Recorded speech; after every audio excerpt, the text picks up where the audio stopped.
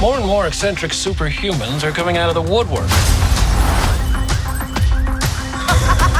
We're going to launch a division for them. And I want the She-Hulk to be the face of it. Jennifer Waters. Namaste. I have a serious conflict of interest. This man tried to kill my cousin, Bruce. Yeah, that's quite all right. Oh. They are coming. We must turn back! You shall not pass! Your family has dragons. There are power men should never have trifled with.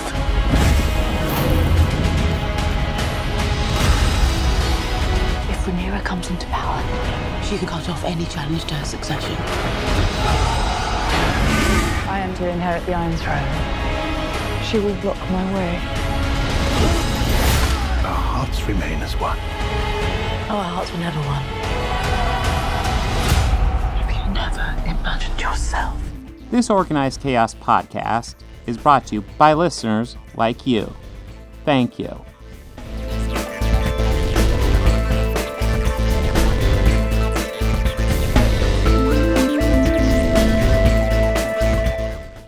Hello, welcome to another Organized Chaos podcast. Once again, listening to the greatest podcast in the history of all human existence. Well done. Well done. Joining me is Bobby. Bobby? How does it feel to be on the greatest podcast of all human existence? It feels quite excellent. Yes. How are Normally, you doing? I'm doing good. Doing good. I've had a fun and exciting day. As the day we are recording it is Labor Day 2022. Yes. And yes, doing pretty good as of today. You know, we got to watch a show that. Or for this week, I got to watch start a series that I've been dying to start. Mm-hmm. And we'll get into that. And also, I had to watch a movie that I really don't care too much for. Yeah. Well, we'll also get into that. We will definitely dive into it. Yeah, one thing I didn't even think about when I was putting together a schedule is that HBO Max doesn't release House of Dragons until like 9 p.m. on Sundays. So, yeah, we'll be cramming in that last episode. There's no avoiding it, because we record on Mondays, and it's like, okay. Yeah. it's Sunday night or Monday around work, or Monday. We had one full, week of trying to avoid spoilers for House of Dragons. Yeah. But it got really tough closer to that week, or last week of recording, I'll say. Just for me, at least. But Facebook's algorithm, they were shoving it down my throat. Yeah. But, yes, we will get to House of Dragons at the end of the show. But before that, we have a couple episodes of She-Hulk to talk about, which will be quite tonally different. Yes, totally different and change of tone. and then kind of, I guess, as a middle ground, we'll be doing Fellowship of the Ring, because Rings of Power came out, as you may have heard, if you're either hating on it or just interested in it. Or, if you're into Tolkien. And yeah.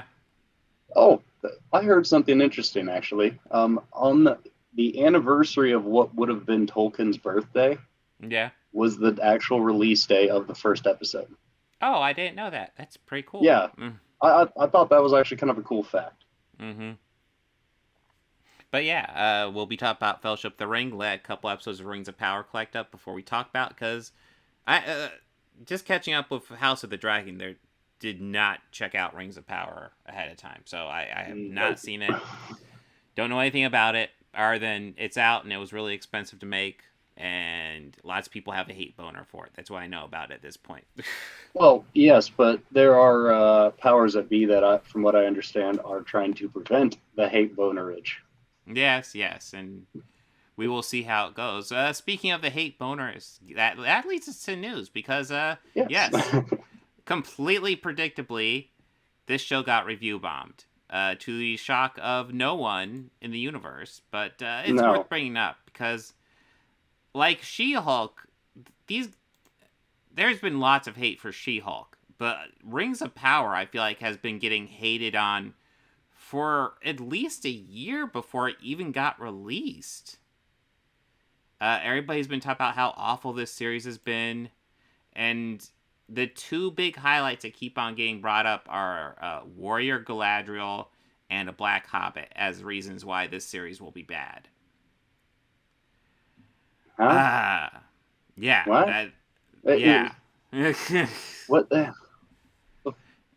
Yeah, The hell does a Hobbit's skin color have to do with anything? I don't know. Of whether the series is good or bad. I'm sorry, that's bullshit. Yeah, no, it's number one. I don't care about the Hobbit skin color. If he does a good job, then good. And as for Warrior Galadriel, I mean, the images I've seen of Galadriel, which I put one of them up here, honestly, she looks badass. Yeah. So I don't know what the issue is even with that. No, it's an interesting, I feel this show is an interesting, just thing to talk about, and we will definitely dive into it more. Maybe not so much this episode when we're just leading up to talking about, but yeah, this is, like, I've seen the images from this series, and I'll say, it doesn't give the best impression. But man, the hate that comes down out of some people about this series is just unreal. It's like, guys, we haven't even seen it. Well, I guess some people have seen it now. And I will say this. If you sat down and you watched Rings of Power and you genuinely didn't like it, go ahead and give it a negative review. But if you're one of these people who's just going to go ahead and give it a negative review, you haven't seen it, you just dislike Warrior Galadriel, Black Hobbit, or one of the other things, and you haven't watched it, and you're just getting on the hate train, just don't. Just don't. The whole point of a review is you've seen it, and this is what I'd recommend. Not that you're going to purposely give it a negative review, because then that review is worthless. If you haven't seen it and you give a review to something, it's worthless. I don't know how else to say it. Yeah, no, I completely agree with you, Bob. Like, the point of a review is that you're giving your own thoughts and opinions on whatever media you're consuming, whether it's an album or whether it's a television show or a movie. Mm-hmm. You're giving your feedback and your thoughts on it. Yeah. Or even a book. Even a book too. Mm-hmm. But for just like doing it for the sake of just being shitty is just it's why waste that energy? Mm-hmm. Yeah, no. If you just like look at stuff about this show and you're like, I don't want anything to do with it, I think it looks awful, then just don't talk about it. Yeah. Usually if I see or I read about a movie's coming out and I read about the cast and director and writer and all that, and if I already know like there's some actors that I just think are bad, I think that I just don't enjoy them in anything because I feel that they're a bad actor. That's just my opinion.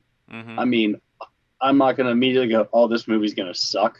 Yeah. Or anything like that. I usually wait till I see the trailer, and that's kind of when I'll make up my mind whether or not I'll actually watch it or not. Yeah. Even if it's something I don't like, I'm still going to watch it, whether it be for the show or just to watch it so I could be like, yeah, I was right. This does suck. Mm-hmm. Well, Or be like, you know what? Everyone else was good except that guy or that actress. Or Well, I don't know if I've ever brought up on here, but like I do not like Richard Gere as an actor. I find him very bland in so much stuff. Really? Yes. Gere? Yes. Okay. I find he usually hits the same note in most things, and it kind of drives me nuts. Now, does that mean I hate every single movie with him in it? No. There's actually been a couple movies I actually like with him in it. I usually don't like him in it, but just because he's in a movie doesn't mean I'm going to be like, oh, that movie fucking sucks. I'm not even going to bother to watch it. I'm just going to hate bomb it now. No. Yeah. I'm going to watch it. I'm going to give it a fair chance. Or there's only one movie. Yeah. Oh, sorry. Go ahead. Or if the trailers just completely disinterest me, then I won't even watch it, and I just won't talk about it. Yep. That's I think how there's I only it. Yeah. There's only one movie I think I've ever commented on, but I did watch it, but my comment had nothing to do with the movie. It was a movie that Brian O'Halloran did. You know, who he played Dante in Clerks. Yeah. Okay. Yeah. where it's a movie called Vulgar. Have you heard of it? No, I didn't know he did a movie. So. Yeah, he ends up doing this job as like a birthday clown, and some guys hire him, thinking he's thinking it's a party, so he's there to like entertain. But they end up beating the crap out of him and violating him, and then he goes on a revenge spree the rest of the movie. No. My only review on it was Dante wasn't supposed to be there today. That was my only comment. Yeah. But again, I mean, I still enjoyed it. It's a revenge flick. Who doesn't love a good revenge flick? Sure, yeah. I still need to see Nobody. I haven't seen that one yet. That one looks good. I haven't seen that one either, but I love Odenkirk. Yeah, I think so do I. He has brilliant timing. I have been Brilliant catching up delivery. on Better Call Saul recently, and that series is so good. I've been catching up on my boring history in color series. Nice. But yeah, I guess to say anything to wrap this up, it's, hey, if you watch the Rings of Power and you genuinely think it's bad, go ahead and give it a hateful review. That's fine. Just be genuine. Don't just be getting on a hate train because you think it's cool or because you think Tolkien wouldn't like black hobbits. Tolkien's dead. He doesn't care. His family sold the rights to Amazon to do this series. They don't care enough to stop it. They're counting the money. So just give it a genuine review or leave it alone. Yeah, that's all I'm they're asking. cashing that. Yeah, they're cashing that sweet LexCorp. I mean, Amazon cash. Yeah. Like, yeah, it doesn't matter. And it's worth noting, all the hate directed at this series, numbers were just released. It's Amazon's biggest premiere ever. It's like, yeah. It beat The Boys, really? Yes. Holy. To my understanding, wow. quite handily. Wow. All right. So, Well, yeah. That's actually kind of awesome. So if you truly want to have this series suffer, then just don't talk about it. Because obviously all these hateful videos that have been coming out for the past year didn't kill it. In fact, probably just boosted it. Probably. But on to something a bit happier. Or happier. I don't know if I'd call this happy, but I like what Jane Fonda said. So Jane Fonda, not happy at all. Okay, yeah. Let me get caught up. She has been diagnosed with non-Hodgkin's lymphoma, so that's not the cool thing. What is cool is what she said. And I want to stress, a lot of the press, when they report this, they will cut off the quote. So I want to go ahead and give her a full quote because it's awesome. When she reported that she had the non-Hodgkin's lymphoma, she said, "This is a very treatable cancer. 80% of the people survive. I feel very lucky. I'm also lucky because I have health insurance and access to the best doctors and treatments. I realize, and it's painful, that I am privileged in this. Almost every family in America has to deal with cancer at one time or another, and far too many don't have access to quality health care I am receiving, and this is not right."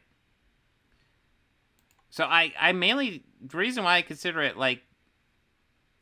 said it's not good news, obviously, for her, because cancer is never cool. But it's really cool for her to use this terrible situation she's in to comment on how, listen, I'm probably going to be okay, guys.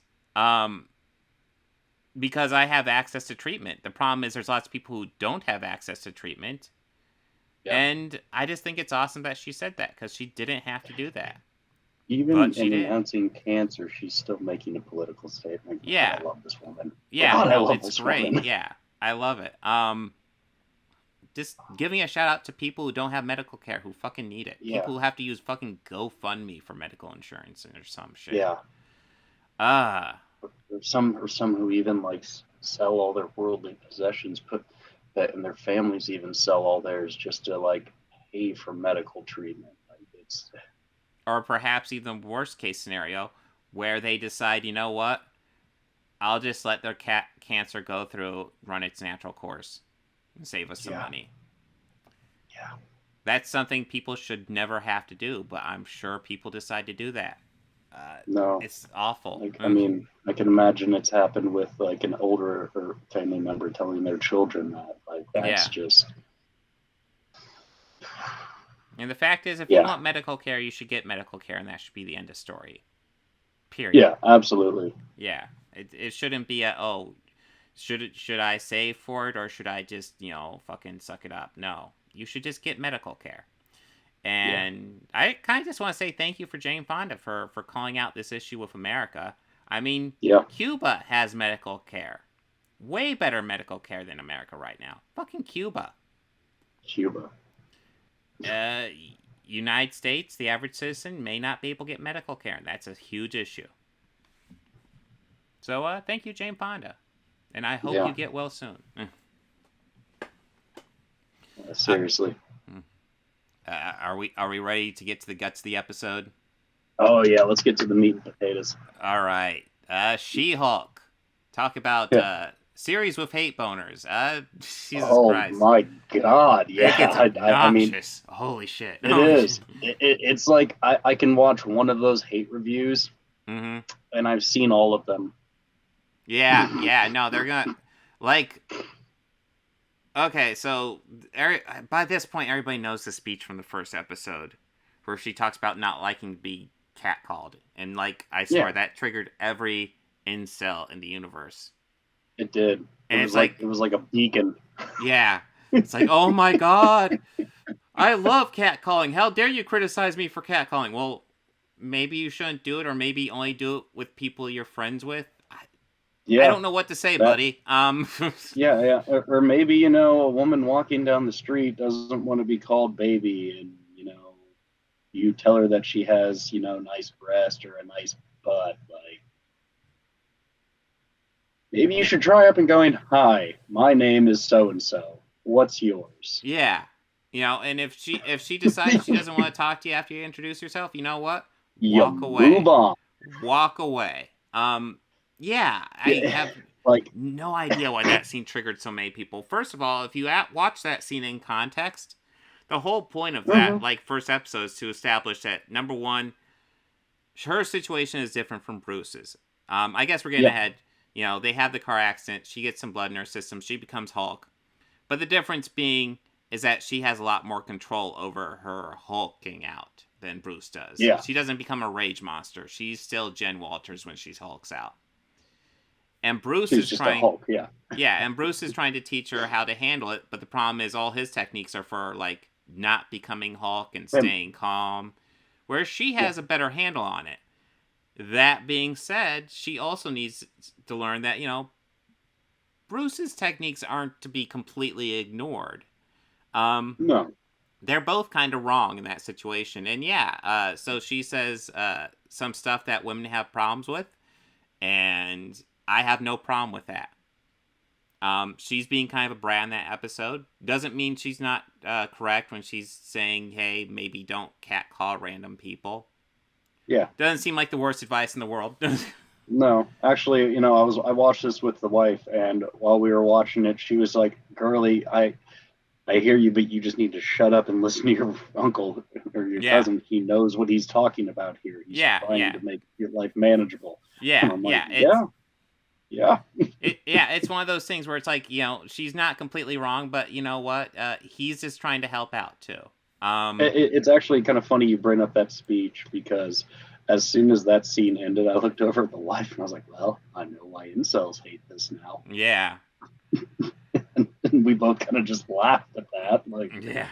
I mean, she's just saying a plight I've heard women complaining about for at least the past 10 years. Yeah.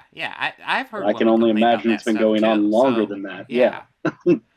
So, her saying, it's like, this might be one of the few times I've seen it actually said in a major piece of media, but I've heard women complain about that shit. So it's not like this is a bold new thing. No. Let's see, I guess getting to my overall thoughts on this series. I think so far it's fun. It's not great, but I enjoy it. I enjoy it. I think it's very funny. It's very lighthearted at moments. I really enjoy the fourth wall breaks, which happen in comics. Yes, they do. So, yeah.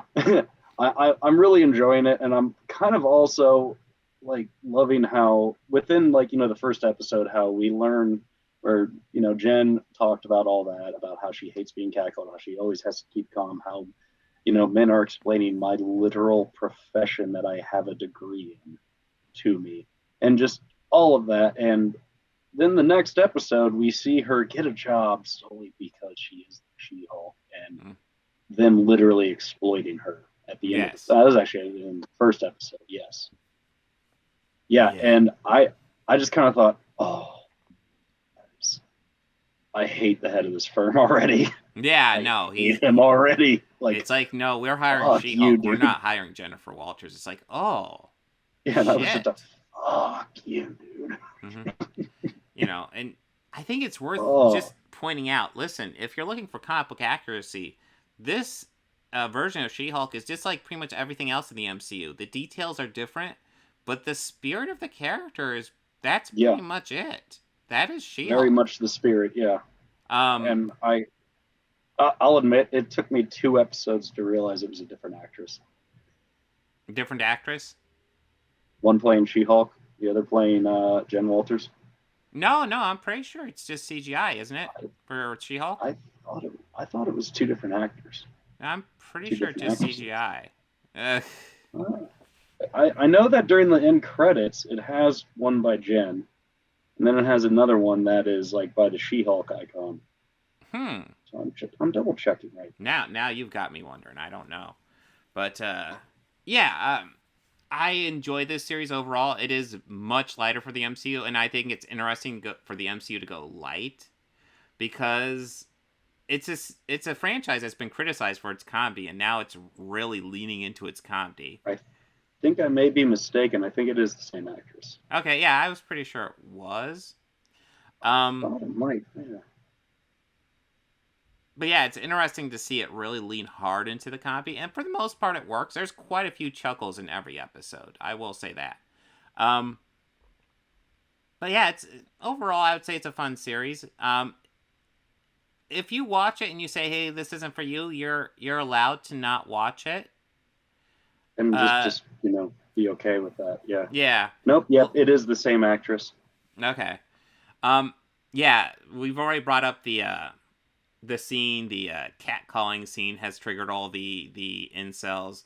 But the other scene that also seems to have triggered all the incels is that goddamn twerking post-credit scene. I feel the need to stress that. It's a post-credit scene. It's clearly added for fun. But now people won't Megan shut up about it. Stallion in it. I mean... It's clearly a comedy series. And lots of people are talking like... I saw a meme today where it was like when She-Hulk was announced, what we expected, and it was like She-Hulk like angry like the Hulk, and then what we got, and it was the twerking scene, and the person saying, "Yeah, it's just not comic accurate how they're teaching her," and I was just like, "Then you don't know the comic books. If you think like angry She-Hulk is like a main part of the She-Hulk series, you don't know the comic books. I'm sorry, you don't." Wasn't there a whole run that they did where every cover was kind of like a She-Hulk in replacement of an iconic Marvel cover? I think they did something like that, yeah. Because the whole, like, here's the deal, like, I don't know how much more comedy you need in the MCU. That being said, it would be a mistake to do She-Hulk as anything other than a comedy. That's naturally what the character is. It'd be like trying to do a dark and gritty Deadpool movie. I mean, you can do a dark Deadpool movie. I don't know how gritty you can get, but it's gonna be a comedy. Yeah, they did do a dark one, but there was a lot of comedy in it still. It's gonna I'd say the second one has a darker tone. Yeah, they both... in fact, I would say they both kind of have a darker tone, but they're gonna lean into comedy hard. Oh, yeah. I was even thinking, wouldn't it be great if there's a moment in She-Hulk later where she breaks the fourth wall, and then they do the reverse camera, and it's Wade Wilson, and he's like, "What are you doing? That's my thing. You can't talk to the camera." And they just have a talk like that. I kind of love that. Just a moment. Like he just kind of walks into frame. Yeah. That's my thing. Talk to the camera is my thing. And then she can just be like, "Really? Because I did it first." Yeah, I think that'd be awesome. But yeah, This is a fun show. Let's see. I think it's interesting. We ended on episode 3, and that was just when it seemed like we had the first part of the Abomination story wrapping up, although I'm certain he's going to come back. Oh, yeah. By the way, I love the harem of wives. Yeah, oh god, yes. I just thought that was the funniest thing. Yes. You know, he is the worst eighth of the... Yeah. And also, it's Tim Roth. I mean, it's Yeah. hard not to like that guy. No, we get Tim Roth. He's still in prison. This time just as Emil Blonsky. But he's in prison for what he did to Harlem as Abomination. And he's got 7 pen pal wives who want to be with him, and he's completely reformed. I don't trust that he's completely reformed, but I also have to admit he did put on a good case. Like, when he explained it to her, I was like, that is a really fucking solid case. Yeah, I was like, that's pretty airtight. Yeah, I mean, even if I don't believe you, if I listen to that, I'm like, I guess we gotta give him a shot. I don't believe him at all. Yeah. Him changing and even speaking normally didn't convince me either. It's Abomination. Yeah. But it's like, it's a good case, man. Yeah. I mean, even You're with a good salesman. I do have to wonder what's up with him and Wong, though, because Wong did 100% testify for him. That's what got him out. Yeah, Wong's testimony was brilliant. Yeah, I love. Well, if that's true, sir, Mr. Wong, then just Wong. Well, then you aided the escape of a federal patient. No, I didn't. Yeah. Oh, I just remembered. I left the iron plugged in. It's like, yeah, he's a sorcerer supreme. You really want to try and stop that man. Yeah, you're not stopping him. Man appeared in a magical hole that just came out of nowhere. Do you really think that you can arrest him? Yeah. I like seeing Wong back. He's had one episode we've had 2 of Abomination, we've had 2 of Hulk. I'm enjoying the little cameos, even though she said it's not a cameo show. It does kind of feel like a cameo show. It totally does feel like a cameo show. I'm still waiting for Daredevil to pop up. That should be fun. I am too. And I had read, I think I had heard or read it somewhere, that Luke Cage and Jessica Jones might also show up. I'm not as hopeful, but I wouldn't object. I'd enjoy that. Well, that's the thing. We did get to see the Wrecking Crew in the last episode. Mm-hmm. And we got that Asgardian crowbar that eventually goes to Luke Cage in that episode. Yeah. And I'm like, ooh, nice. Oh, as soon as I saw it, I was like, I think we might get Cage. Yeah, I think he's popping up at some point. If it's not this series, it's sometime soon. And I'm very much okay with that. Oh, yeah, absolutely. Very much okay. Oh, yeah, Luke Cage is awesome. Yeah. It does seem familiar that maybe I'm wrong, but it does seem familiar in the comic books that crowbar gets some sort of worthiness enchantment too. Well, I kind of want to almost think that it's a hammer, but I think I might be thinking of Steel. Yeah, Steel definitely had a hammer. Yeah, I know Steel definitely had the hammer, but I mean, I also remember seeing some heavy piece of construction equipment that Luke Cage had. No, I'm sure he's wielded hammers at some point. Like a giant fucking monkey wrench or something.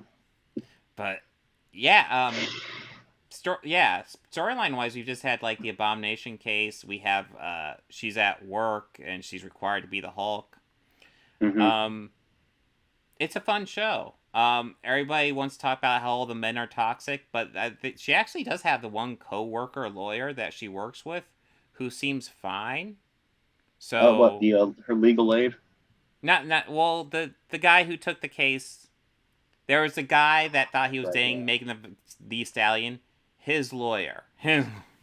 Yeah, he was cool. Yeah. He was cool. No, he's introduced in a very silly way. He gives her the map to the toilets for pooping, which is like, okay. And this is the best toilet for pooping. They're like, yeah. Oh, thank you. But then the third episode, you just see him as a lawyer, and he does a good job, and he seems fine. So, not every guy's toxic here, so just fucking relax, people. Well, I think he also realized that, in that episode, his client was a piece of trash. And yeah. The best way to convince this is that he's an idiot and a piece of trash. Yeah. I was like, wait, I object to this. And he's like, really, your own witness, man? This will help us. Just trust me. Yeah, the best case is to just acknowledge, yeah, you're awful. Listen, you're innocent here. I believe you. She conned you. But you suck, too.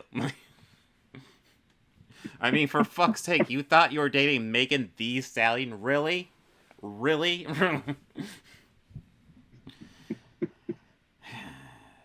Yeah. That was kind of fun. I enjoyed it. And I also like the Asgardian shapeshifter. Yeah, that was kind of a fun little character to have in there, too. That was just a fun little one-off character. Yeah, she successfully made sure she was guilty by pretending to be a judge for a second. It's like not as soon as I saw that, we're like, oh, girl, you're going way out of control. Mm-hmm. Like, way overboard. Don't do that. But, of course, this whole series sucks because she twerked at the end. Yes. In a post-credit scene. By the way, all the post-credit scenes in this series have been jokes, which is fine. Yeah. It's a post-credit scene. That's the other thing. Lots of people were kind of offended at the first episode because they brought up the idea that Captain America maybe had sex before Peggy, and they established that, yes, he did. Yeah, and I'm like... I'm almost positive there's a line between Bucky and Cap where they reference that the World's Fair. It's like, you gonna have as much fun as you did at the World's Fair, Steve? I wouldn't have had as much fun if it wasn't for you, Buck. And it was it was something I know. Well, I remember hearing something like that. Let's face it, after he gets that Captain America serum, if he wants to hook up with somebody, he's gonna hook up with somebody. I'm pretty sure after the serum, no, Peggy was still around him all the time. So not all the time, but a lot. But yeah, I mean, I don't think he would because he was sweet on her. I am certain he is fielding offers. Yes. I'm almost positive there were some, Captain America groupies from the USO tour. He does not even have to hit on them. He is just getting offers. He is just. But I mean, also, I don't know why they would think that. I mean, okay. Yeah, it's such a weird complaint to have. It's been a minute since I've read the lore, but wasn't there a run with his children? Like God, there Cap's might have children? been. Doesn't seem impossible. Steve Rogers. He's been around long enough. Yeah. Yeah, I mean, it's kind of improbable to think about it. Mm-hmm. Just like other situations similar. I mean, I'll be blunt. I would think it'd be more realistic to say he hasn't had sex. I think that's way more unrealistic. That's way more unrealistic. But anything you want to add before we get to Fellowship? No. This was a great series. I can't wait till we could watch some more of it. Oh yeah. It's fun. I am enjoying it. But yes. With Rings of Power coming out, it's time to start talking about the original Peter Jackson trilogy, Fellowship of the Ring. It's been a while since I've seen the theatrical version. I usually watch the extended, which are very long. And it made me forget that the theatricals are pretty long, too. Yeah, this one clocks in just shy of 3 hours. Yes. Well, the nice thing about the extended is that it's split up in halves, and each half is like an hour 40. So it's like the extended editions are like 6 normal length movies. Whereas, theatrical. And they had to split that up into 3 movies. Yeah. Largely, there are little things I've noticed that were different. But yeah, this is largely the same movie. I still enjoy this. Okay. This is probably my favorite of these 3 movies. Well, yeah. And rewatching this is probably... Well, I mean, I realized that I had always caught this in parts. I had never watched it one full viewing. Mm-hmm. And admittedly, I am not a big fan of The Lord of the Rings. It's not that I have anything against it or anything. It just never really captured me. And I mean, like, I'm enjoying the story that they're telling. I enjoy it. I kind of like... I guess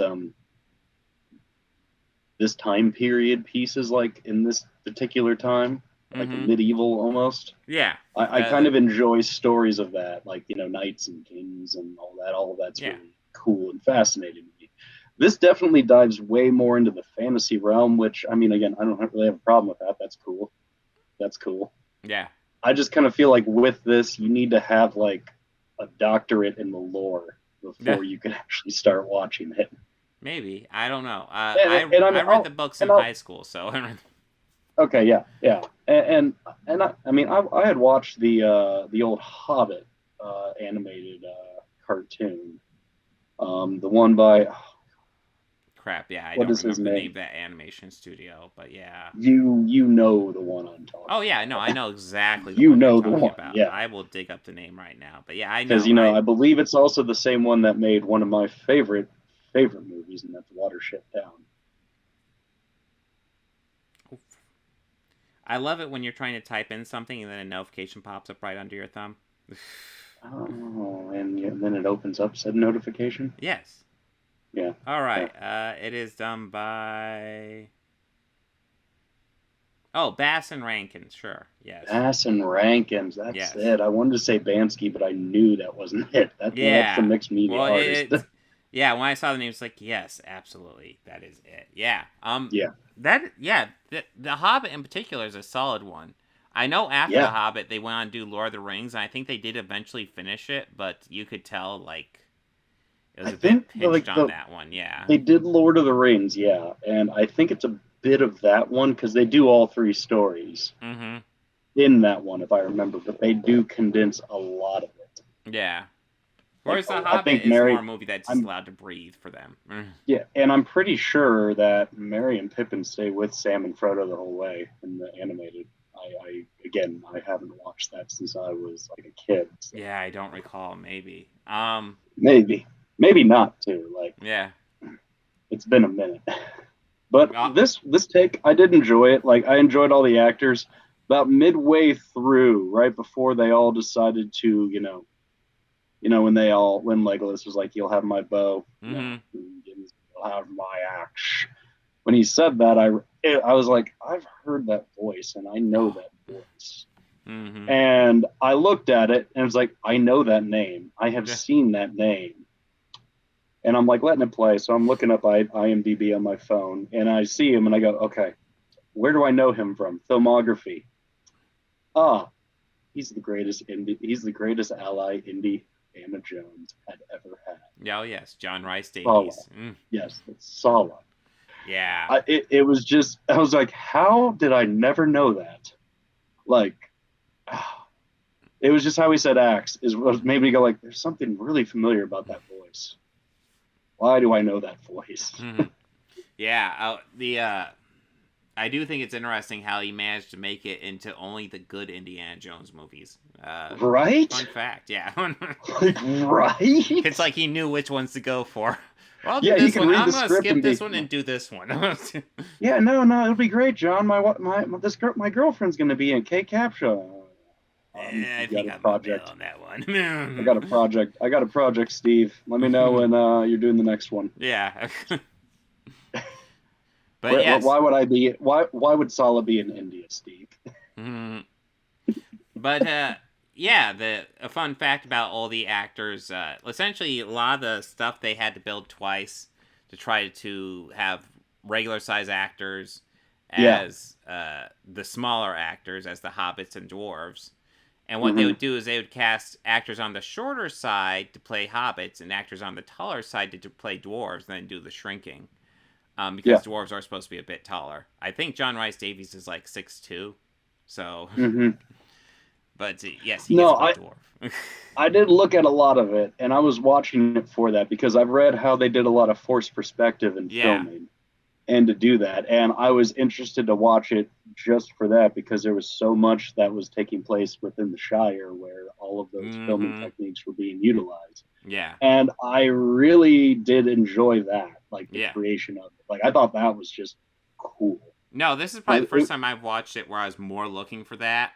And there's a lot of it. Especially, like, you get that scene with Bilbo and Gandalf in the cottage. There's so much forced perspective going in there, and it looks so good. So cool. And it's I knew what it was, but it was seamless. Like, yeah, it was just kind of like, I know what's going on. I know my eyes are being tricked right now. Yeah, I just can't see it, but the illusion. Very basic camera trickery, making Ian Holm look so much shorter than Ian McKellen while they're just in the same shot. And it's like really fucking well done. Well, I know, like, for the stuff, yeah. I know for the stuff that was like maybe about like mid frame, so like kind of where we're both sitting on our camera.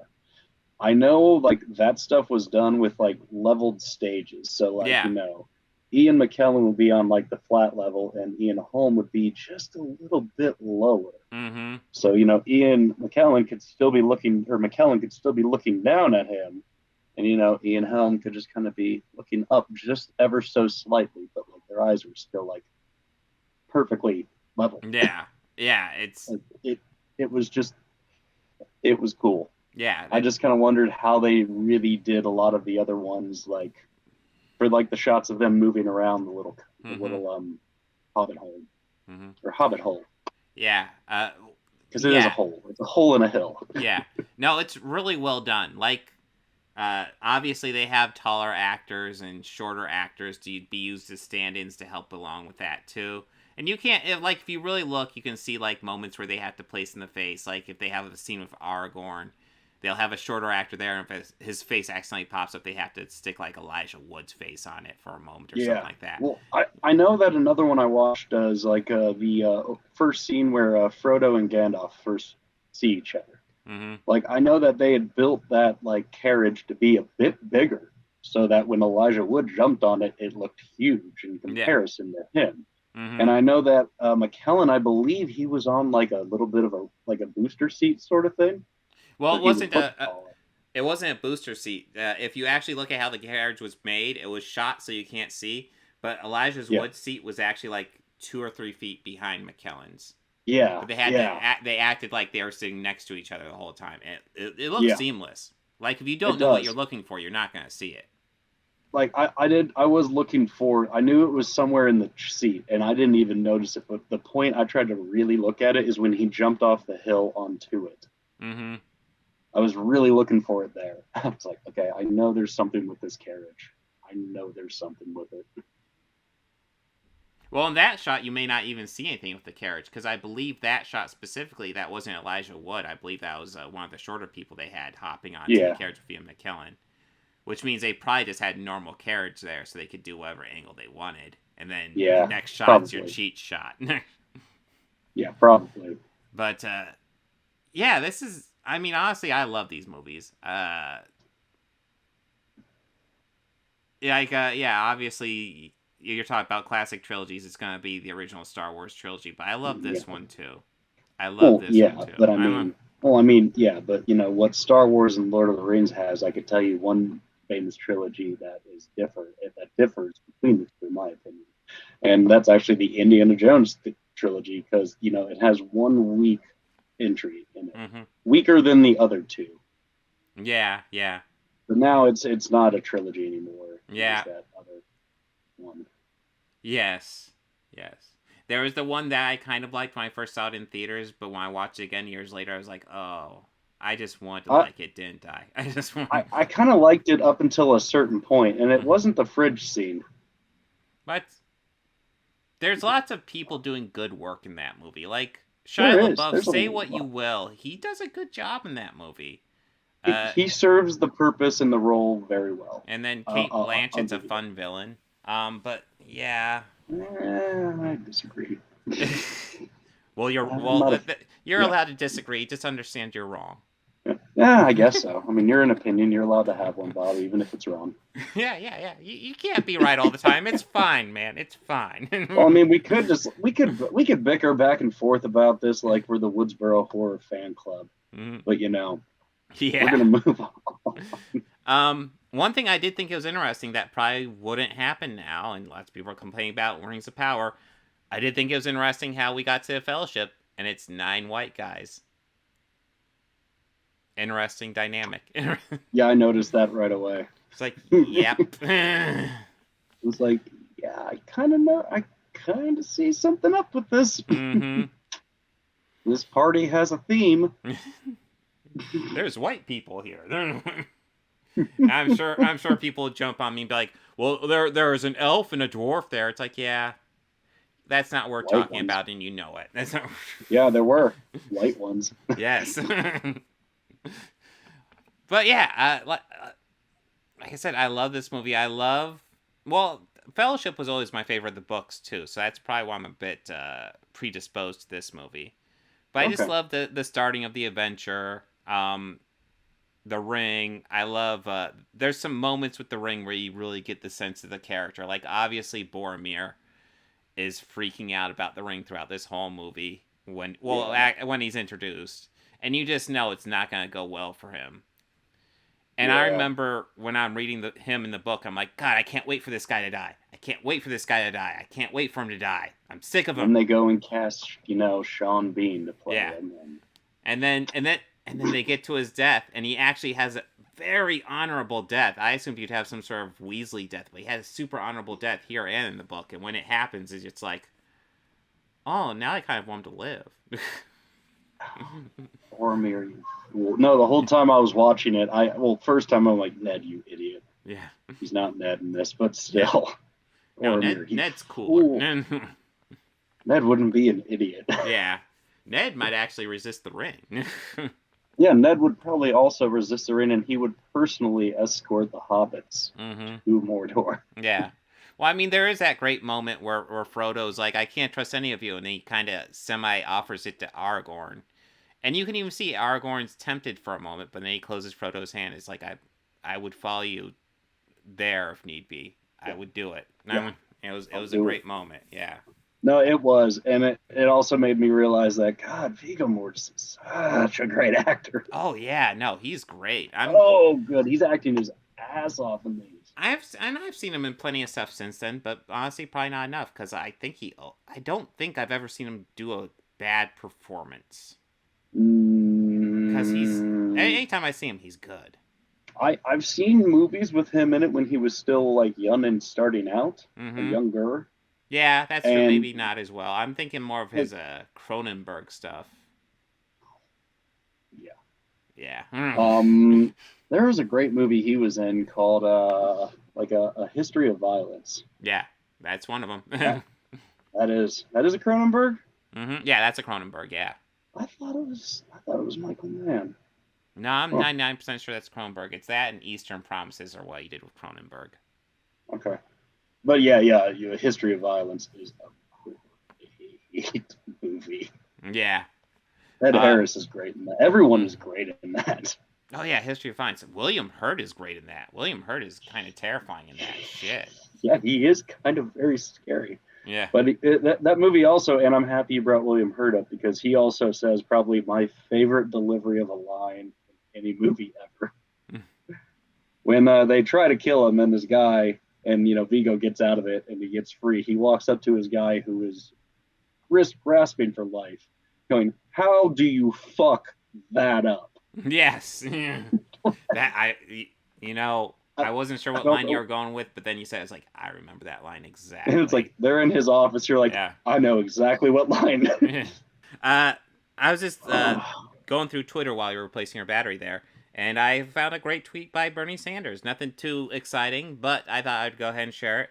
This Labor Day, thank unions for weekends, 8-hour workdays, a minimum wage, paid overtime, breaks during work, the right to strike, child labor laws, workplace safety standards.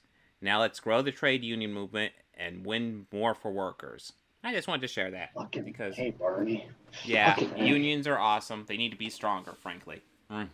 Let's unionize the food service industry. Yeah, let's unionize computer graphics. That's one thing we didn't get to in She-Hulk, because I thought the first episode they did all right with the CGI, but after that it's a bit... Sometimes it's good, and sometimes it's a little bit wonky. I noticed this with, Lord of the Rings, and I could just chalk that up with, technology. Yeah, Lord of the Rings was also 20 years old. Yes, but still, though, there's a lot of it that still looks great. Oh, yeah. Well, so much of that is practical as well. But yeah. I mean, Smeagol is mostly practical. He was more motion cap. Well, yeah, by but the that greatest motion capture actor ever. mhm. Well, And we will get to that because we haven't even gone to. Yeah, we get Smeagol in the next one. Yeah. No, we get teases of him in this. Yeah. Which actually was a lot more than I remember. Yeah, not a whole lot, but yeah, he's present. He's not missing. But speaking of Fellowship, there's a question I like to ask my family, and now I'm going to ask you, Bobby. Okay. Fellowship of the Ring is rated PG-13, meaning they're allowed one F-bomb in this movie. Where would you place it?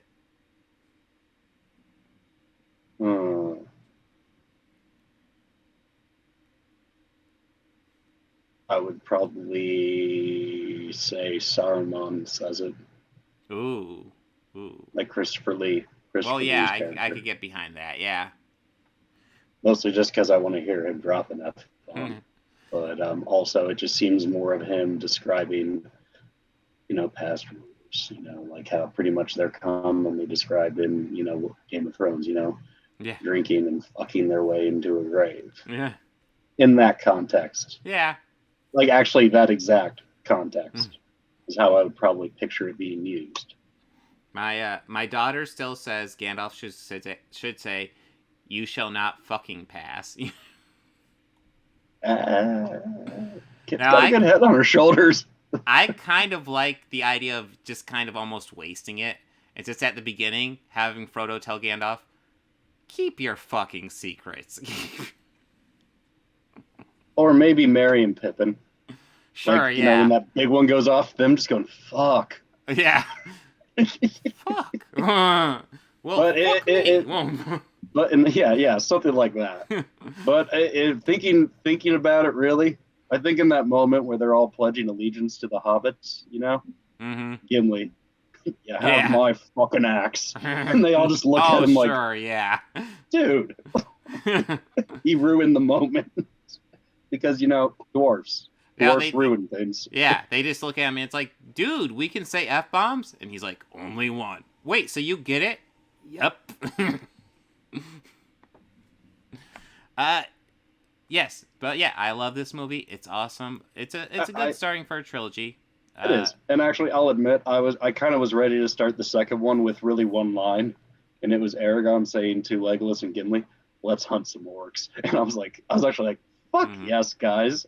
This is the part I want. That's what I loved about Two Towers. Yeah. Because as we were talking beforehand, I believe I had said earlier that I had realized I had never actually watched Fellowship the whole way through up until For the Show. Mm-hmm. And I know I've seen Two Towers the whole way through, and I'm pretty sure I have seen bits and pieces here and there of Return of the King. Like, there's some of it I remember.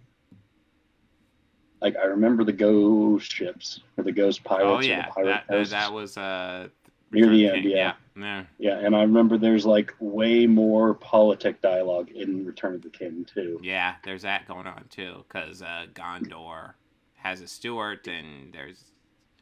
Yeah, we will get to it when we get to it. Yeah. Brad Dourif's in this next one. Brad Dourif's always great. Because he's fucking great, yeah. Yeah, Brad Dourif. I'm on board with Brad Dourif. Any day, all day, every day. Yeah. Are we ready to talk about House of the Dragon? Yes. All right. We're going to change gears from fantasy to fantasy. Yep. I guess PG-13 fantasy to R-rated fantasy. Yeah, and that's a hard R. Yeah. It's been a long time since the sound of this theme has filled my living room. Yeah. And it felt so good. Yeah. Just to hear that first chord of the song. I have mixed feelings about it. I was kind of hoping they would do something a bit different, at least a remix, but I was a little... I mean, it's nice to have the theme back because it's a great theme. I guess they figured they can't do better. Because it is a great theme. But I was kind of hoping for a little something different. Well, I think they might have toyed with the arrangement a little. Probably. Or at least I feel that they might have. Keep going in and out of focus. I keep going in and out of focus, and it's kind of driving me a little nuts. There we go. Yeah, we never have technical issues on this podcast, Bobby. I don't know what you're talking about. I don't know. Ever. Flawless. Yeah, flawless.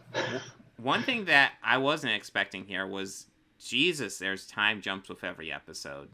Yeah. Like, what? Oh, sorry. I was just gonna say the jump between episode 1 to 2 was 6 months, and that's the small jump. I believe it's almost 3 years between 2 to 3. Yeah. Damn. Okay. I'll say one thing I really, really loved about episode 1. Well, I love being back in King's Landing. I'm enjoying that. Mm-hmm. I enjoy that whole set piece. It's like it is an actual living city. Mm-hmm. But I enjoy seeing like what it was like, almost 200 years before the story that we all are familiar with in this world and in this lore. I have to say that throne room is way more intimidating with all the swords. Yeah, they had a lot more swords, yeah. Which is definitely how it was described in like the actual book, like the first book.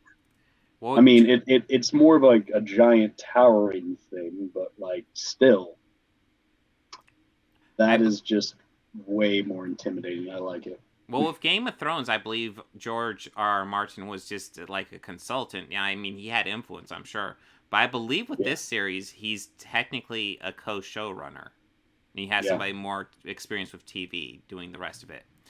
I know lots of people are going to complain, oh, he needs to be working on the last book. And I don't disagree. But at the same time, it's also his time, and he can do with it what he wants. Do with it as he damn well pleases. Yeah. He'll write the fucking thing when he writes the fucking thing. Yeah. There's lots of people. I've seen lots of people hostile over, oh, he needs to be writing it. What's he doing working on this project? Because he fucking wants to. You don't own him. I don't know what else to say, He doesn't owe you anything. Yeah. He's given us a lot. If he doesn't finish the series, then he doesn't finish the series. I don't know what else to say. I'm sorry. I feel sorry for you, but it's his time. And I'm enjoying this series quite a bit already. Yeah, I am too. I really am. Matt Smith is just fucking terrifying. Well, that's an interesting thing, because he is clearly set up to be like the villain here. But all these characters have nuance. Like, he is not just... He's pretty much bad news, but he is not like pure villainy cackling or anything. And... No, not by any means. Yeah, and when I'm watching the first episode, I feel like Matt Smith's being set up, Daemon Targaryen, the brother of the king and the first in line to the throne, is being set up as like the main villain, and then like I feel like Otto Hightower is being set up to be like the good guy, the hand of the king. No, but Otto's kind of a shithead too.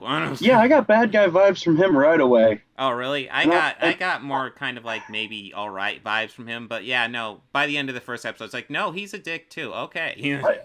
To jump ahead real quickly, in the third episode where we first meet a Lannister. Yeah. Like, as soon as he introduced himself, like, fuck you. Goddamn Lannisters. That's how I was on the Let me guess, you always pay your debts. Let me... And I went, sorry, I need to give this guy a chance. He's probably not like his descendants, even though it's the same bloodline. But, there are good Lannisters. But, there's one. There's Tyrion. Yeah, and I'll admit, I've rewatched the series a few times, and I've noticed after plenty of rewatches, I really like Tywin more. Tywin's an interesting character because he is a complex guy. I don't like him, but I find him very interesting. Like he's totally a fucking villain.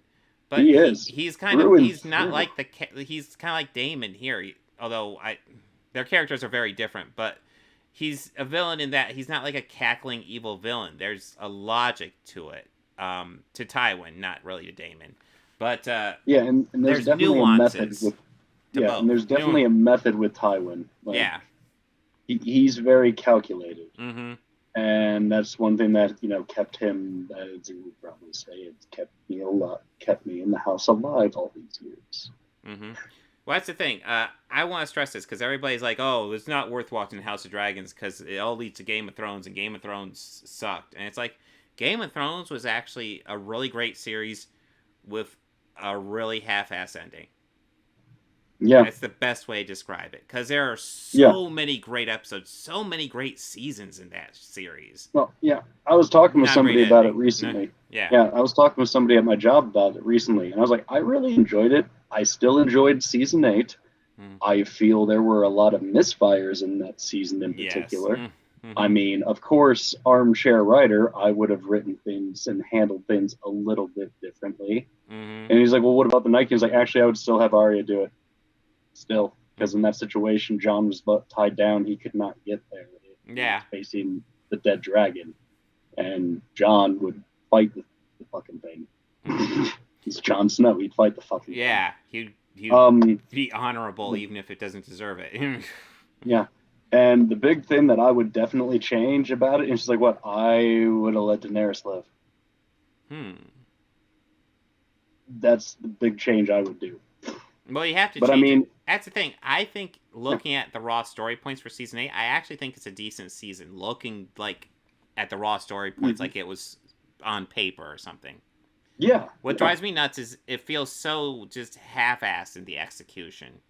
A lot things of are just like, happening super fast. We're establishing like decades-old story points for characters to be used later in that episode for characters we've seen this whole time. It's like, no, you can't. At least establish some of this stuff at the beginning of the season, so it doesn't feel like you're just slamming it all together as fast as possible. You know, like the whole side plot with Bronn and that, I would have cut that out entirely. I don't remember the side plot with Bronn in that season. Cersei was going to pay him to kill both of her brothers. Oh, yeah. And give him Highgarden, I believe. I don't remember that. That something about him getting Highgarden seems super familiar. You know, it's always the one that he wanted. Mm-hmm. Yeah. One that he wanted all the time. Yeah. Mm-hmm. Which I don't blame him. You know why he wanted Highgarden? Because it's impenetrable. Mm-hmm. Yeah. That's why he wanted it. Mm-hmm. And I would also take Highgarden as well. I remember, like, season 8 is definitely one of those things where it's like, it didn't sit with me well after I watched it, but as I was watching it, I was kind of okay-ish with it, which tells me there's almost certainly good moments in that season. It's not like you're watching it and it's a complete shit show. It's just once it ends and you get the whole picture, it's like, oh, really? Yeah, I mean, I enjoyed the long night. Mm-hmm. I enjoyed that. Mm-hmm. I enjoyed the episode, even though I had to crank my brightness up. But yeah, I didn't at first because that was it was intense, though. Night. It was intense. Mm-hmm. It was really an intense episode. Mm-hmm. But yeah, like I said, nice it's really small points. Yeah. It is very nice to come back to that world, and it's nice to see King's Landing so rich and flourishing and full of life. Yeah, like, more life than I think we've ever seen it. Oh yeah, and like we're deep into Targaryen rule. They actually have dragons. They have at least 10 dragons or something like that, which is like Jesus Christ. And I think so far rule. we've only been introduced to like 2 or 3 of them at this point. Yeah, at least 2, maybe 3, because that was 2. That was Daemon's dragon that the guy from Valyria was riding. Well, the setup is largely done in the first episode, where the king doesn't have a son, but his wife is pregnant. They're confident it'll be a son. And she has a very difficult labor. King's given him possible choice. Essentially, your wife's gonna die. There's a chance we might be able to save the child, but we have to cut into her now. Yeah. Rather than like discuss it, I don't know if we discussed it during the podcast, but I'll go ahead and bring it up again. Rather than like discuss it with her, like, this is what's going on. He just told her, hey, we're getting the babe out. And it's like, yeah, maybe tell her what's going on, because she's not going to be happy about it, but I'm certain, like, if she was thinking logically, she'd make the same choice. Yeah. But it's the Hand, and this is where I didn't start trusting the Hand at all. Mm-hmm. Like, he was just saying, like, the Maester has a way. It's risky, but there is a chance. Mm-hmm. And it's just kind of more of like, it's like, he is not about to fucking suggest that. Mm-hmm. And I remember hearing something about the birthing scene, Mm-hmm. and this is kind of where I just put two and together. I was like, oh, no, Yeah. they're, yep, they are. Mm-hmm. But Yeah. they do the rough C-section. Neither winds up surviving. No. Which, yeah, I felt that was just the natural end to that scene. There's no way he could handle it quite like that and narratively justify having them survive. Yeah. But yes, it's a rough scene. It is a rough scene. It is rough, but it happened. But it's brought up by Otto Hightower, played by Rhys Ifans, the bad guy in Amazing Spider-Man 1, Lizard. It's brought up that he needs to name an heir, and they bring up, well, he does have an heir. It's his younger brother, Daemon Targaryen, who's he's the captain of the Kingsguard. Actually, founder of the Kingsguard. Founder? Oh, okay. And it's the reason why they wear gold cloaks is because of Daemon. Okay, but I've been doing a bit of lore research nice. into it, and I found that out. I was like, huh.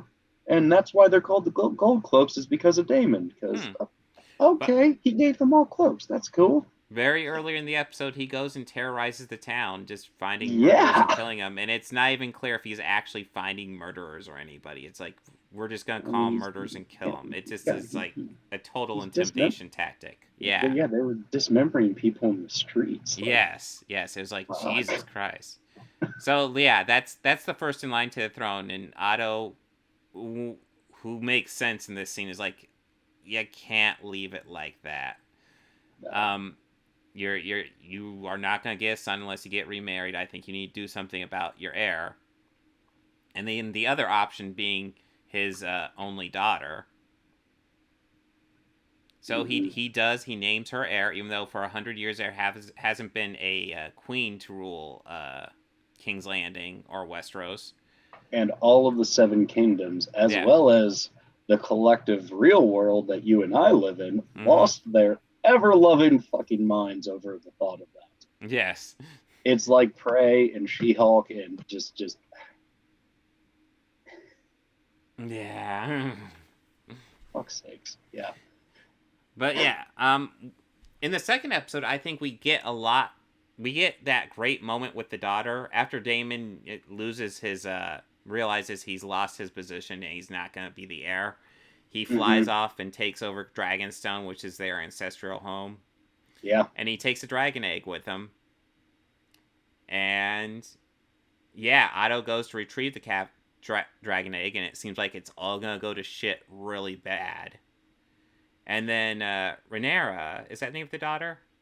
I think so, yes. Yeah. She shows up, and she essentially just calls his bluff. She's like, you gonna kill me? I'm the one in line. You kill me, you're heir. You gonna kill me, or are you gonna hand over the dragon egg? That's essentially what she does. She doesn't do it in those words, but that's what she does. Yeah. And she calls his bluff. He goes, here you go.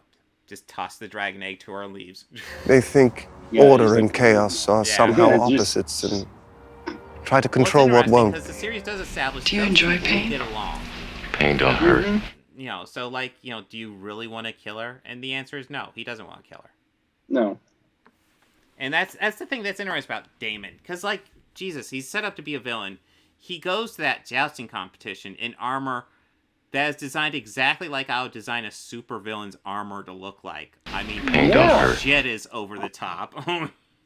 It's like all black with evil wings on the helmet and shit. It's like, holy crap. No, the jousting scene was pretty great, and I'll be honest, this whole time I was watching 3, even earlier before we started recording, I started thinking about the last time I watched Game of Thrones and, you know, the king went hunting. And I was like, oh, this is not going to be good. Well, that's the thing. Someone's going to die. I'm glad you brought that up, because I wasn't even thinking about, but Viserys, who's the king, doesn't seem like he's a great king, but he seems like he's an okay guy, at least as far as kings go. Yeah. I mean, probably better than Robert Baratheon, for what that's worth. I think Baratheon, Robert might have been a bit better. worse if he laid off the fucking wine. Well, that's true. Well, that's the thing. Yeah. I'm including him laying into the wine, which is why Yeah. I put him below. Well, I mean, I don't think Robert would need to have a stag tied down so he could kill it. No, but I think Robert would probably get fucking tore apart by the stag in his No, not a stag, drunken, just a boar. Yeah, in his drunken eagerness to kill it. It was the boar that killed our king pig. That is true. But yeah, I did like those replaying. But yes, throughout these episodes, we find out that the king has this infection. Mm-hmm. And I'm not going to lie, I was shocked when he was still alive 3 years later. Because we saw the infection super pussing and we saw it spreading to other parts of his body. I was like, oh god, I don't think he has like time to, like, unless he like starts betting and gets somebody pregnant like in a week or so. I don't know how much longer he's gonna have. But we do see he's alive 3 years later and he's missing fingers now. I didn't notice that. Yeah, because I was trying to keep an eye out. I was like, he can't just still have a bandage. That wasn't look good. And it's like, oh, those fingers aren't looking good at all. Oh, they're gone. Yeah. That's why. Oh, okay.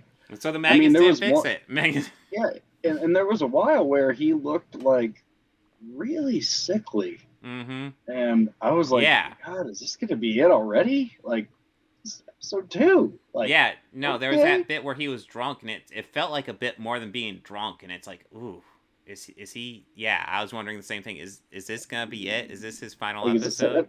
Because honestly, I'll be blunt. I'm kind of waiting for him to die and for that leadership role to be all up in the air between Rhaenyra and Daemon and whoever else wants to go for it, honestly, as we learn from Game of Thrones. I kind of think he's like just kind of a joke already. Mm-hmm. Especially after watching him kill that stag. Like, oh, yeah. Dude, like, it would have been so much, like, more distinguished of him to frankly just let it go. Mm-hmm. Cut it free or something, because the way he killed it was just like, dude, that's kind of pathetic. Well, the guy tells you where to stab it, you kind of miss, so you stab it again. Wow. And he tells you what to do king. It again. Yeah. Like, and then we see his daughter. She sees one. She tells her guard, no, let it go. And yeah. Yeah, and she actually saw the white stag that they were originally hunting, but they lost. Yeah. Which is nice. Mm-hmm. No, she's definitely more of a ruler than he is. Absolutely. She's got some good ruling chops, honestly. And honestly, a friend of mine told me this, and I'm really seeing the parallels to it. Like, right now, from what I'm seeing of her, she really reminds me of, like Daenerys in, like, the breaking of chains part. Yeah. Like that part of her. Now, she hasn't quite lost, like, gone mad. Yeah. Or anything, but, like, that era, and she has showed that constant from 2 and forward. So that's at least a gap between, like, what, 6 months and 3 years? Yeah. 2 years? Mm-hmm. Yeah. So that right there, I'm just like, and she is still this way. Huh. Okay. Mm-hmm. Okay. I also really like how they had made mention of the long night and, like, the winter. Yeah. Like the White Walkers already. I really like how they brought all that up, and I'm like, oh. But yeah, this knew of it back then. God damn. Yeah, this series, it's got a very promising start. Very promising. Mm-hmm. I'm really excited to see where this one goes. And one point that I did see, and I wanted to talk about it real quick. It's like more of like, I think a lot of it, I feel like I'm like Leonardo DiCaprio from Once Upon a Time in Hollywood. Go, hey, like, ooh, I know that part. Yes. Yeah. We got to see, a lot of characters who we've only heard about. Like, right? I mean, so far we've heard of Jason Lannister, and we finally get to see Jason. Lannister. Yeah. We've heard of the original Lord Rickon Stark. And we saw him briefly. Yeah, we saw him briefly. Like, I knew who he was because I saw him kind of standing in line in the back, and I saw that sigil, and I was like, Stark. Mm-hmm. There's a Stark there. Yeah. Like, yes. Who is it? And I could have a good time, like, age of, like, the time of the lineage, and then just think, oh, that's it. Mm-hmm. That is so cool. Yeah. Well, we get lots of the family name drops, which I would expect. So far, out of all the originals, so far I've heard them mention the Sand Snakes in this last episode. Mm-hmm. I mean, obviously Targaryen, Lannister, Baratheon, and Stark. And I've seen the Tully sigil, but they didn't make mention of the Tullys. Yeah, I don't think they brought Tullys yet. Oh no, wait, I think they do bring up Tullys when they're talking about the knights. One of the knights is supposed to be a Tully. Yeah, because I saw them like doing like on the planning the field of battle, and they moved a giant fish forward, and it's like, hey, Tully, it's House Tully. All right. But yes, this is good. And they've made mention of the Iron Islands. I guess before we get too far off, we should probably bring up by episode 3, the king has gotten remarried, and he does have a son now. That's 2. Yes. And the marriage was not who they wanted him to marry, and he married the Hand's daughter, who is way too young for him.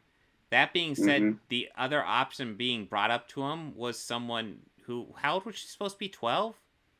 Yeah, like his niece. Fuck. I mean, I guess between the two, I'd go for the 15-year-old. But hey, you know what I would do? I'd also say, hey, maybe not yet. Maybe not now. Maybe. Yeah, like it was his niece, I think. Yeah. Hey, you know, I have an heir. My daughter's doing great. No rush, guys. We're good, right? We're good. And, she's good. And that's she's also been sitting. Oh, I was gonna say she's like been like the cupbearer for the council meetings. And that's also something else I thought was interesting. Like, they have her as a cupbearer in the council meetings, and sometimes, like, essentially kind of kick her out when she's asking questions and stuff like that. And I'm sorry, when he named her heir, part of her duties, even if she doesn't sit at the main table, part of her duties should just be, you know, here's a chair in the background, just sit in. And if you don't want to ask questions or anything, don't ask questions. But you're sitting in, you're listening, you're paying attention, you're learning. That way, if anything happens to me tomorrow, you sit here. And another thing I've noticed that I really find interesting during those council meetings that I don't ever recall them seeing them do in Game of Thrones was those little marbles that they come in and they put on that little pot. Yeah, I don't remember ever seeing that. Cool. Was that something from the books? Do you know? I don't know. I have not read this book or Fire and Blood. I haven't read that. I'm working my way through Clash of Kings right now. Okay. Yeah, I don't remember anything like that in Game of Thrones, but it is cool. Yeah, I forgot about the marble thing. But yes, this is an excellent series so far, worth checking out. If you liked any episode of Game of Thrones, go ahead and give this a shot, I would say, because it's a completely new series. Hopefully it has a better ending. But like Game of Thrones, I'm sure we're going to get some really good stuff, even if the ending's lackluster. We'll get to some good stuff, even in the middle. And we'll have a lot of nice stuff in between. Yes.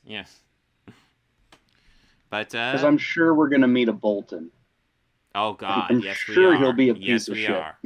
Yes, we will. That goes without a doubt. Yeah. Anything you want to add before we close out? Oh no. I just can't wait to dive into more. Oh yeah, it should be fun. Well, next week I do not have it open in front of me. That's right, because I had to restart. But next week, what do we have on the table here? I think Clerks 2, right? Yeah, Clerks 2. Okay, Clerks 2. Towers. The Two Towers. Oh, and we're gonna bust through that season of Cobra Kai. That is a really good season of Cobra Kai. Yeah, Cobra Kai snuck up on me. Season 5 comes out on September 9th, which is 9 months after season 4. I assumed there was a year, so I did not plan this out. So, but I did want to top out season 1 because I do love season 1 of Cobra Kai. So. Yeah, and that's back when it was like strictly a YouTube Premium. Yes, YouTube Red, which is a interesting thing. Yeah, streaming service now. Yeah, well, just the fact they went for YouTube Red was an interesting choice. It's like you know what RedTube is, right? Okay. I don't think they did. Nobody told them. That's a weird thing to call it. And I think right now it's called YouTube Premium, but I don't think they have any exclusive shows or anything. It's just the ad-free service. Yeah, I think it's just ad-free, and like I could close and turn my phone to like a black screen like this, and the video would still play, a lot like how YouTube Music is. Like, yeah, that sounds about right. Yeah, but I can have YouTube music up.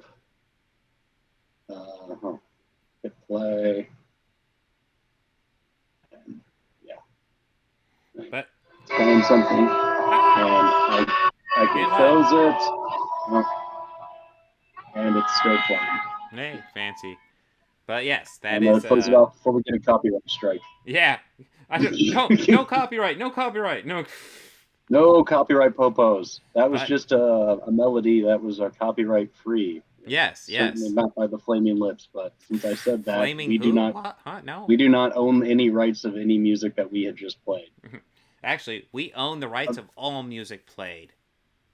So don't question it. Don't. Fucking wish. I wouldn't be using the Beatles to sell anything. That's for damn sure. But yes, that is the plan for next week. So, anything you want to add before we do a final sign out, Bobby? Oh, no, I'm good. All right. So, everyone, have a good one.